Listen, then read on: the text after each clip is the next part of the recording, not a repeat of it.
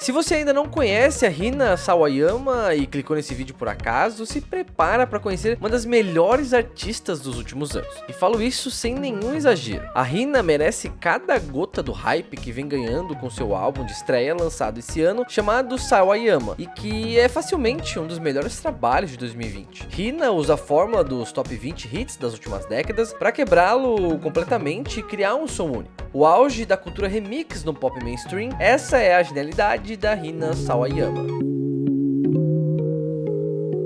Primeiro, introduções. A Rina é uma artista japonesa nascida em Niigata em 1990. Logo aos 5 anos de idade, ela, junto aos seus pais, acaba se mudando para a Inglaterra e é lá que cresce e mora até hoje. Com seus pais se divorciando ainda quando nova, ela passa a viver apenas com a mãe e ver o pai poucas vezes por ano. Ela é formada em ciência política pela Universidade de Cambridge, que aliás ela odiava. A partir de 2006 também atuou como modelo. Em 2019 teve sua estreia como atriz na série da Netflix Turn Up Charlie. Talvez você esteja se perguntando aí, mas por que fazer essa introdução meio currículo que eu provavelmente encontraria no Wikipedia? Porque a história e formação da Rina é a parte crucial da obra dela enquanto artista. Não tem essa de separar a artista da obra quando falamos da discografia dela. Nada de personagens. Compositora de todas suas músicas e estando diretamente envolvida em todo o processo de produção, chegando até mesmo a dirigir alguns de seus clipes, a Rina é o centro de sua expressão enquanto artista. Claro que sua formação acadêmica e carreira de modelo e atriz fazem parte da sua trajetória, mas por aqui vamos tentar focar na música.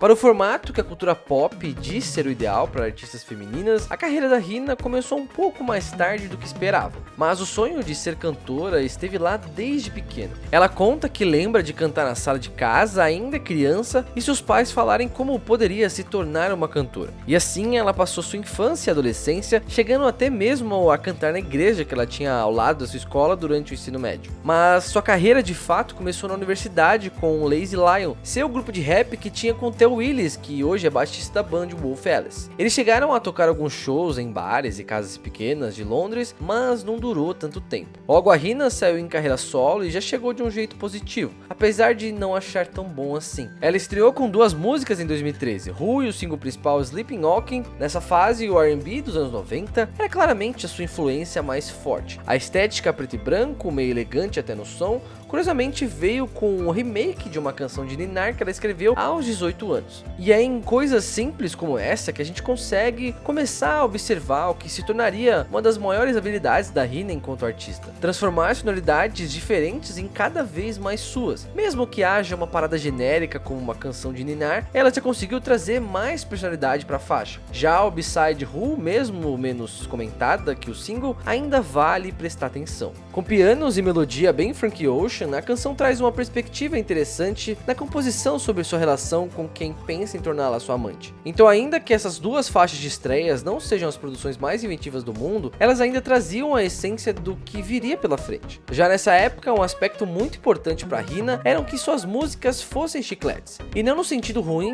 que muita gente tenta colocar, como uma música feita para bombar e ser esquecida logo depois, mas sim nos refrões memoráveis. E isso ela já alcançou no seu próximo single Tunnel Vision, lançado em 2015. Em menos de 2 minutos de música, é a voz dela quase como uma voz de consciência, refletindo sobre relacionamentos na era das redes sociais que rouba a cena. Claro, pensar sobre relacionamentos e a internet é legal, mas é o jeito que a Rina traz esses sentimentos à tona com esse vocal carregado de drama que te faz sentir toda a dor desse relacionamento hipotético. Claro que rolou aquele sentimento de quero mais, e seu próximo single, lançado no ano seguinte, segue até hoje sendo uma das coisas mais interessantes que ela já fez. Where You Are é mais do que um sample do clássico I Wanna Be Where You Are do rei do pop Michael Jackson, lançado em 72. É uma versão completamente nova e sua, acrescentando letras próprias, mas ainda usando fragmentos da original. O resultado é uma faixa linda que mescla pop, soul e R&B com aquela guitarrinha que fica marcada no coração. Apesar de ser mais uma canção refletindo sobre amor e a internet, sonoramente poderia facilmente estar em um romance adolescente dos anos 80 e 90. Até mesmo a estética do clipe gravado com pouquíssimo orçamento de forma carreira, sendo até co-dirigido por ela, se encaixa nessa vibe. A ponte dessa faixa ecoa aqueles vocais dramáticos das princesas do pop dos anos 2000, como Christina Aguilera, sem soar como cópia. Como eu disse, tudo nessa faixa soa muito como Rihanna, mesmo que ela esteja pegando referências de tantos lugares. Ainda que em 2016 sua imagem enquanto artista ainda não estivesse muito formada.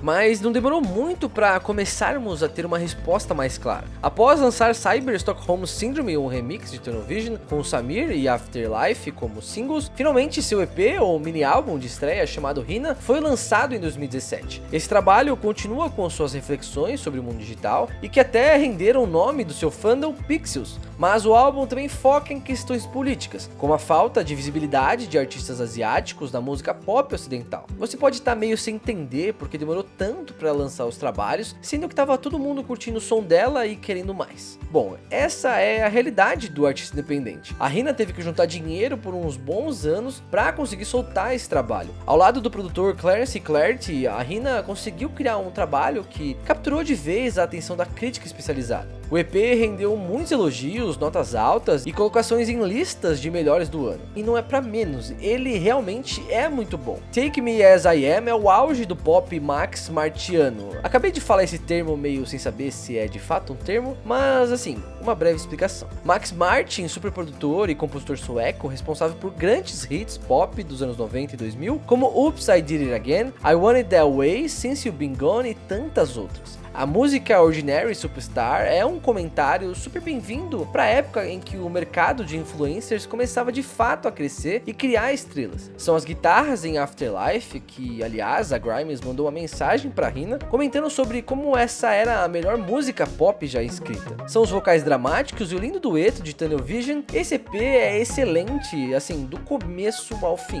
Tá, mas e agora? Como partir de um EP tão bom? Primeiro, ela lançou mais 3 singles em 2018, incluindo Cherry, que deu uma certa viralizada. Foi com essa música que ela começou a se rotular publicamente enquanto pansexual, e também foi a primeira vez que falou explicitamente que a música era dedicada a outra mulher, apesar de agora dizer que sempre escreveu sobre seus relacionamentos com mulheres. Ela passou esses 2 anos após o lançamento do Rihanna, promovendo o disco em turnês, chegando até mesmo a abrir vários para Charli XCX, assinou seu contrato com a gravadora Dirty Hit, casas de artistas como The 1975, Wolf Alice e a Bia Badubi. E claro, ela estava preparando sua grande obra de arte. Seu álbum de estreia lançado esse ano, Sawayama. Os singles que levaram ao disco pegaram de surpresa até mesmo quem não acompanhava a carreira da Rihanna ainda. O primeiro lançamento veio ainda em 2019 com o STFU, uma faixa de new metal. Não é um erro, a Rihanna realmente lançou uma faixa de new metal quando todo mundo estava acostumado com seu som R&B e pop nostálgico, quebrando totalmente a expectativa do que uma diva pop de 2019 e 2020 deveria ser.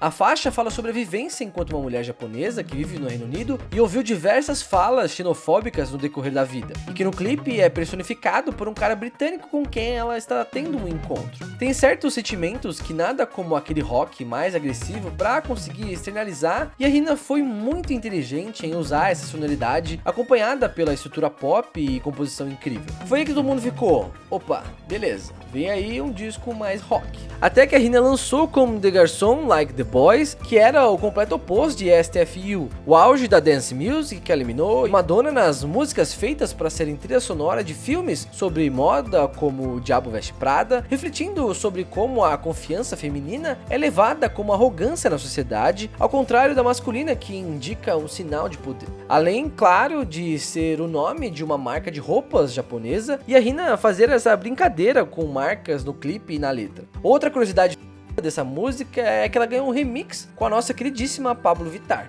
Seu terceiro single, XS, já não assustou tanto, mas nem por isso causou menos impacto. Uma mistura do pop, rock e R&B que ocupavam as paradas dos anos 2000, servindo de comentário para o consumo desenfreado incentivado pelo capitalismo. Já o quarto single, Chosen Family, vem com uma pegada mais tranquila, aquela música que vai ser tocada no violão na turnê e como uma homenagem à comunidade LGBTQIA+.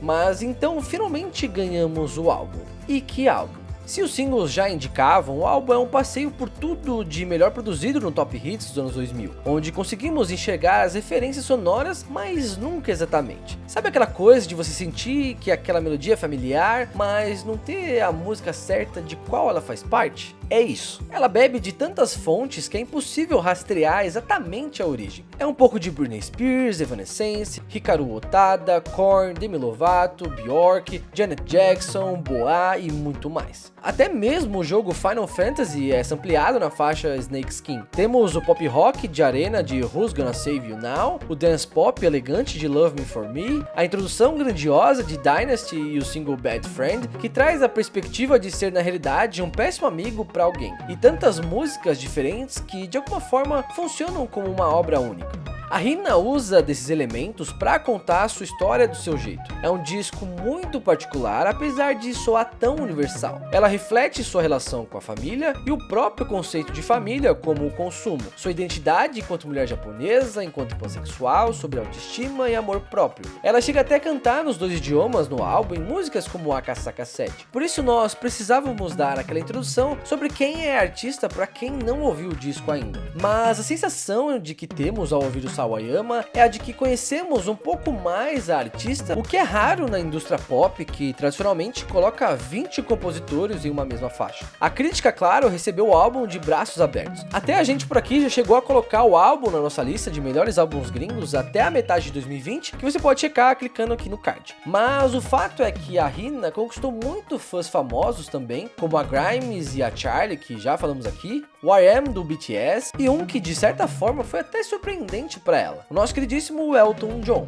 Não bastasse o Elton John dizer de cara que esse é o seu álbum favorito do ano até agora e que vai estar lá na frente do palco gritando quando as turnês puderem retornar, ele ainda cantou o Chosen Family para ela numa ligação de vídeo. Apesar de toda a comoção do público e da crítica e o consenso de que este é um dos melhores discos do ano, a Rita enfrentou um problema. Como falei antes, ela é japonesa, mas apesar de viver há 25 anos no Reino Unido, ou seja, 83,33% de sua vida, as grandes premiações do país, como o Brits e o Mercury Prize, não consideram o seu álbum apto a concorrer. Claro que isso levou a uma grande discussão com a hashtag Sawayama is British, entrando nos trends do Twitter e a própria Rina vindo a público comentar sobre o absurdo que são essas regras. Estamos em 2020 e tá na hora de correr atrás das injustiças das regras dessas premiações. Pelo menos esse álbum levantou a questão mais uma vez. Agora é ver se algo vai ser feito sobre isso. O fato é que a Rina é uma das melhores artistas dos últimos anos. Ela consegue exemplificar como ninguém a cultura remix bem feita. Ela cresceu ouvindo todo tipo de som ali na MTV como a gente, mas faz seu som soar como todos e nenhum deles ao mesmo tempo. Ela coloca a sua individualidade nas músicas de modo que continue extremamente pessoais, mesmo sendo pautas identificáveis para tantas pessoas. Essa é uma das formas mais legais de se fazer música pop, trazendo o que o artista tem a passar enquanto mensagem e ainda assim dialogar com o grande público.